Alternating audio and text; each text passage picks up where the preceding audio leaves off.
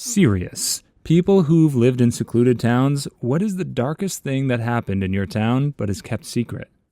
Story 1. About 50 or 60 years ago, my neighbor's grandfather chased away all minorities from our village. He set their houses on fire and destroyed the properties they left behind, so they never came back. There are very few minorities in my village to this day, even though that guy is long passed away. His grandson is married to the only doctor here, and he's a great neighbor. This got way more attention than I expected, so I'll try to clarify some things. This happened in Hungary, and I don't know of any other similar cases here. The towns nearby have noticeably more minorities, and it got me thinking why our village has only 2 minority families. When I asked my grandma about this, she told me the story, but little else about it. She asked me not to tell this to anyone because only the elders know about it, and some of them deny it ever happened. Apparently, my neighbor's grandfather, let's call him Jay, was one of the loudest against the minorities, and he decided they had to go. So one night, he set their houses on fire and they left. To be fair, I highly doubt this was done by a single person over just one night. It's important to note that my grandmother was a child when this all happened, so she might remember some details wrongly, and since nobody has ever talked about Jay's attack, I can't confirm what exactly happened. I, for myself, think that 20 or 30 families can't be thrown out like this overnight, so there are definitely some things that just don't add up. I hope this helps to understand it all a bit better, and feel free to ask more. Story 2. The daughter of divorced parents was assaulted until she passed away by the mother's boyfriend. She was 6. Her father was contacting CPS and presenting evidence that the man was abusing his daughter under her mother's care. Nothing was done about it until she was life-flighted to Salt Lake, where she passed away of her wounds, and early in the investigation, the mother admitted to letting her boyfriend play with her. The worst part is that because the abuser and Red Rummer was part of the tribe, all he had to do was stay on tribal lands to not be taken into custody. So while the long process of an FBI investigation and the FBI jumping the correct hoops to make an arrest on tribal land, this man walked freely as long as he was on the reservation. Most people rejected the abuser, Red Rummer, entirely, but what hurt more is seeing the people who went out of their way to help him. His family tried to open a food truck where the highway passes through the res so he could have a job. It earned a large protest considering the size of the town, and few out-of-towners stopped for tacos, so they fortunately had to shut down. The man's cousin was chief, so he was given a job in the dispensary. Some other members of the tribe who worked there walked out on the job and went to the council to try and stop it. Fortunately, as of now, the FBI has taken the mother and boyfriend into custody, and they are awaiting trial. I've been called for jury duty twice now, and it's been canceled each time. Story 3. Not far from where my parents grew up in the town of Skidmore, Missouri, which is honestly a supremely messed up place of weird, sinister stuff. The most commonly known incident is from the 1980s, when Ken McElroy was shot to unaliveness while sitting in his truck with his wife in front of the pool hall in town in broad daylight. There were dozens of witnesses who saw the shooting, which came from multiple firearms, but they denied seeing the shooting or whom may have been responsible. The news stories from the time sort of painted McElroy as a town bully, almost like Biff from Back to the Future, except he was a freaking violent monster who had beaten, figuratively and literally, over a dozen charges, including theft, assault of a minor, remember his wife? Yep, she was one of the known victims and carried Ken's child at 14, and other general violent acts. Leading up to his town-sanctioned execution, he had the gall to appeal a 2-year sentence for shooting a geriatric grocer in the neck with a shotgun and nearly decapitating him. So, why did he do it? Because the grocer asked Ken's daughter to put back a piece of candy she hadn't paid for. People appeared fed up with this rampaging 6'5", 270-pound thug who thought he could get away with assault and wanton violence. So somebody, or a group of somebodies, shot him at least twice and emptied quite a few rounds into his truck. No witnesses, and even his wife, who was in the truck, refused to identify the shooters. Story 4. I lived in a town of like 5,000. The only secret is the whole system is corrupt. One police officer got caught stealing painkillers, Basically got a reduced and deferred misdemeanor, so in like 3 months, it was off his record and back to being a cop. A cop's son lost it one night, got in a fight with his girlfriend at the bar. My best friend was the bartender and kicked him out. 20 minutes later, he's outside putting holes into the bar with a semi-auto. Amazingly, nobody got hit. The cop's son also got his charges reduced from basically attempted mass shooting to discharging a firearm within city limits. I don't think that's even a misdemeanor. There's so much more. But the gist is corrupt people run the paper, the police station, and the court. If you're in this circle, you can do whatever you want. And if you're me, you will get sentenced to 1 year in prison for 1 gram of weed. I got the frick out like 10 years ago. This is probably fairly common in small and isolated areas all over the world, honestly. I'm not from the US, but it's similar here. Police and rich people can get away with a lot more. Do bad things and face 0 consequences, no matter how bad it seemingly is. On the other hand, yeah, the police went out to a village in the middle of nowhere and broke somebody's door down in the middle of the night for literally $3 worth of weed. Like, what the F? Story 5. I wouldn't say we live in a secluded town, but when my mother was in school, her best friend got a job working for the sheriff. She later came to school and told them that the sheriff had been molesting her. She also began telling people about what they've been using the tunnels under the town for. The police supposedly had been filming CP. After that day, she never made it home. She was found later, naked, hogtied, and shot in the back of the head. No one could prove it, and the sheriff had been suspected of many things, but nothing ever came of it. They just announced that there was a man seen in a white van abducting people. But her friends knew. Her family knows. This is Red Bluff, California, by the way. The tunnels were originally used by Chinese immigrants. They go through our main street and through Rio Street.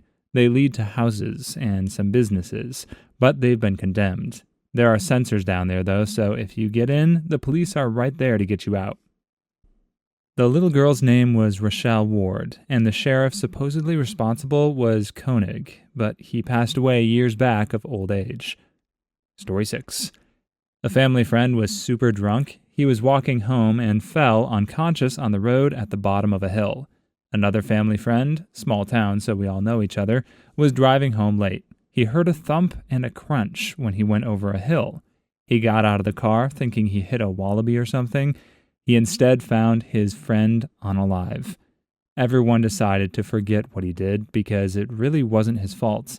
There was no way he could have seen him asleep at the bottom on the hill in the middle of the road. It was at such an angle that the headlights didn't spot him. It's a bit weird this has come up because I drove past a super drunk dude just a few hours ago on my way home from work.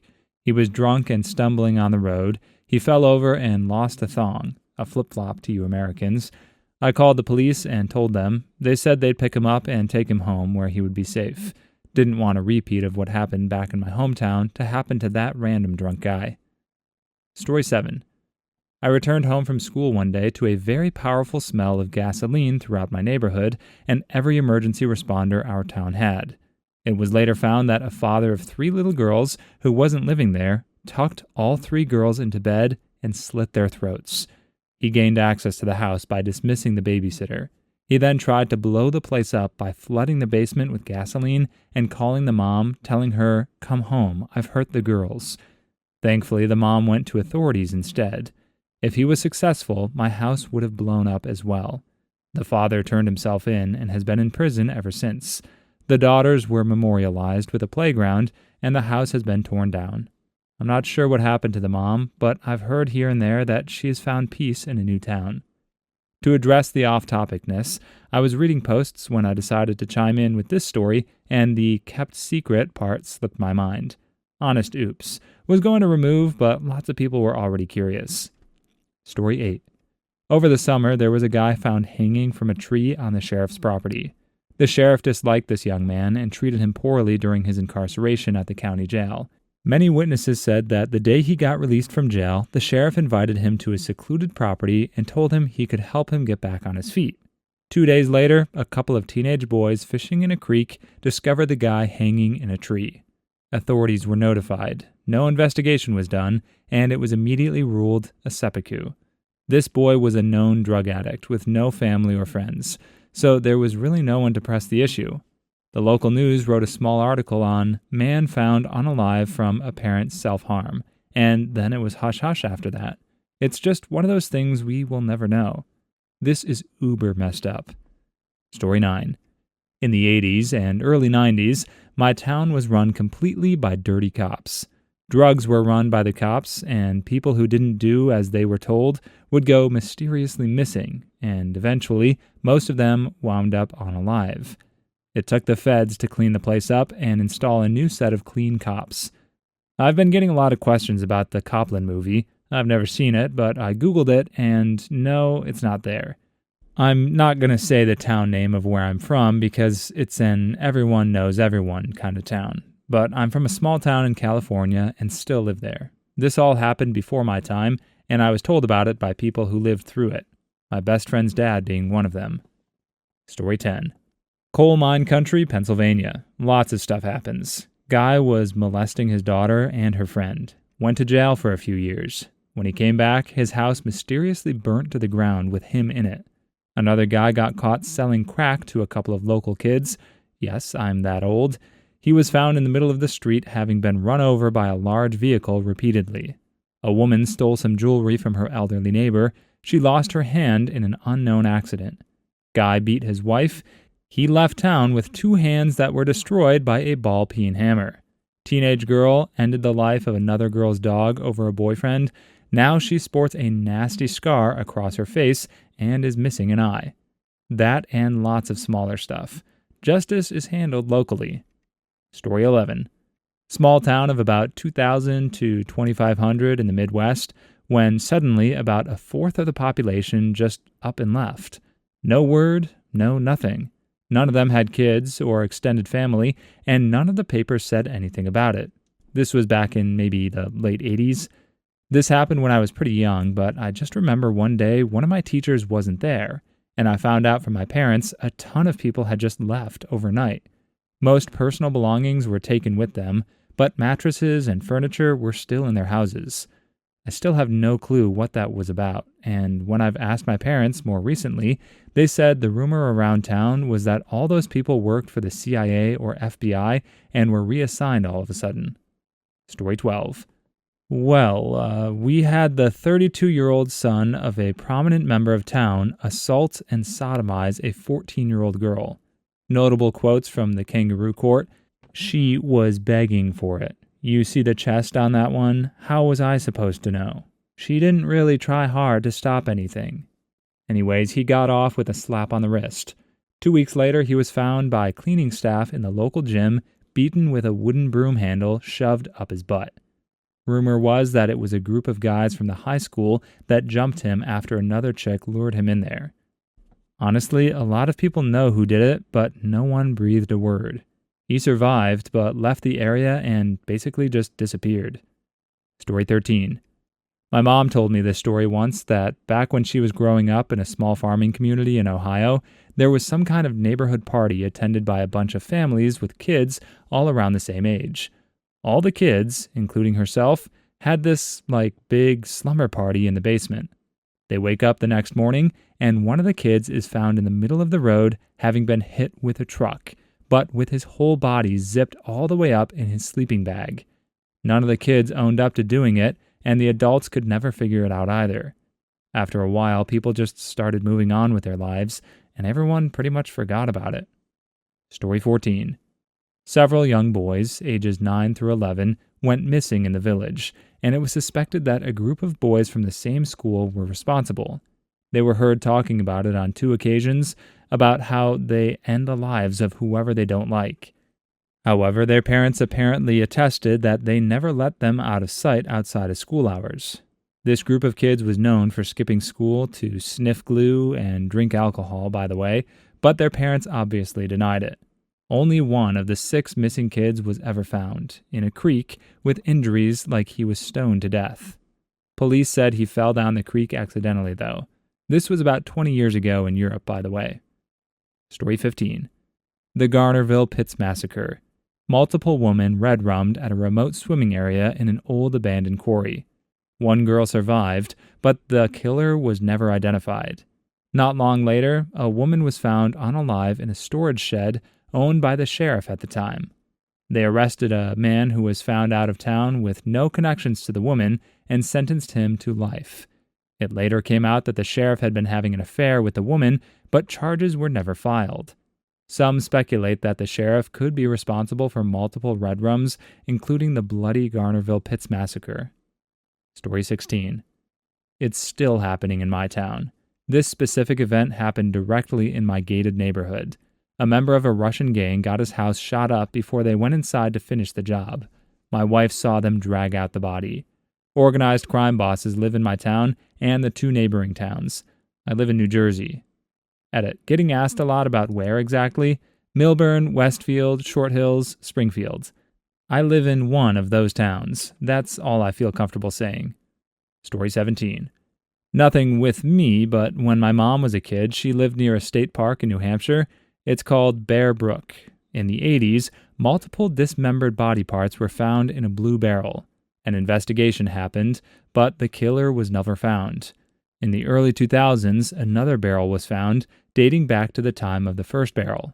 The killer was recently found. His name was Robert Evans. The park is in Allenstown if you want to look it up. Story 18. My town isn't very secluded, but I think this still works. So there's this building that used to be a hotel, and one day this guy shows up and he takes multiple trips going in and out with a bunch of equipment.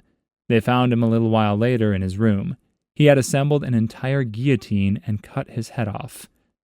Well, that's the first time I've ever done the mildly impressed, to a seppuku story.